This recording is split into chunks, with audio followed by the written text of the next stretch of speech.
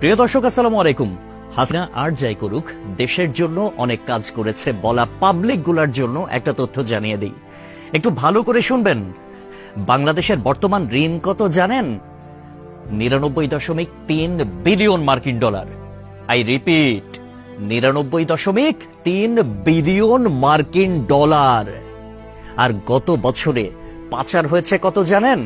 94 billion মার্কিন dollar. হিসাব করে দেখলাম, তিনি যেই টাকা পাচার করেছেন সেই টাকা দিয়ে মাত্র 697টা মেট্রো রেল, 397টা স্যাটেলাইট আর 36টা পদ্মা সেতু বানানো যেত। একটা 1000 টাকার নোটের ডাইমেনশন কি, সেটা নিয়ে না হয় অন্য এক সময় আলাপ করা যাবে।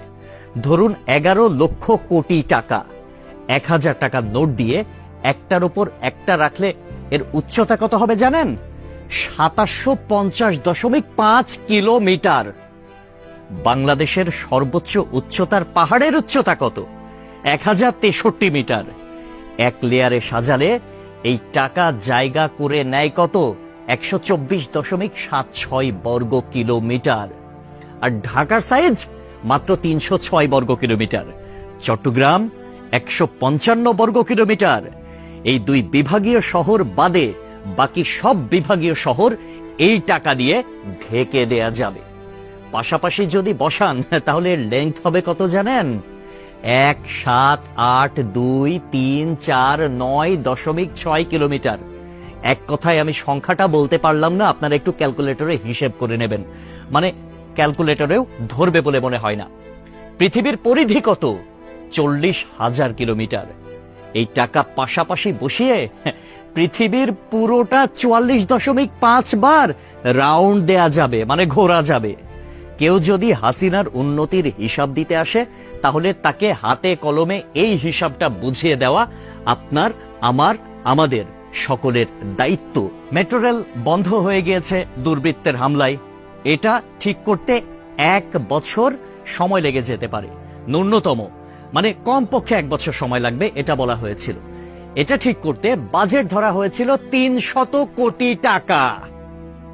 অথচ 2টা স্টেশন বাদ দিয়ে খুব সহজেই মেট্রো রেল চালু করা যেত, কিন্তু সেটা করেন নাই তার সঙ্গপাঙ্গরা। কারণ খেতে হবে, বেগম পাড়ায় টাকা পাঠাতে হবে, বেগম পাড়ায় বেগমরা গিয়ে ফুলে ফেপে উঠবে, তারা আরামসে দাস দাসী নিয়ে দিন কাটাবে। এইটার জন্য এত টাকা বরাদ্দ করা হয়েছিল। কিন্তু শেখ হাসিনা পালিয়ে যাওয়ার পরে এখন আমরা জানতে পারছি মেট্রো রেল চালু হতে আর মাত্র কয়েকটা দিন বাকি। তাহলে বোঝেন ব্যাপারখানা। আমাদের শিরা উপশিরা থেকে শুরু করে রন্ধ্রে রন্ধ্রে প্রত্যেকটা জায়গায় এইরকম চুরচামারির অভ্যাস।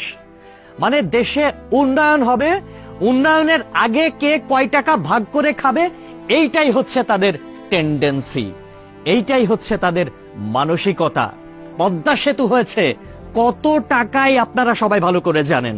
মেট্রো রেল হয়েছে কত টাকায় আপনারা সবাই জানেন। এলিভেটেড এক্সপ্রেস ওয়ের হিসাবটাও একটু গুগল করলে জানতে পারবেন।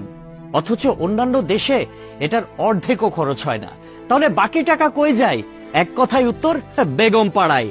তবে একটা বিষয় ভালো লেগেছে, শেখ হাসিনা পলায়ন করেছে, কিছু নেতাকর্মী তারা বাংলাদেশে আটকা পড়েছে, তাদের বেগমরা কিন্তু ঠিকই বেগম পাড়ায় এখন আছে, আর তারা এই আমাদের অজ পাড়া গায়েই রয়ে গেছে। একটা কথা সব সময় মনে রাখবেন, পাপ বাপকেও ছাড়ে না।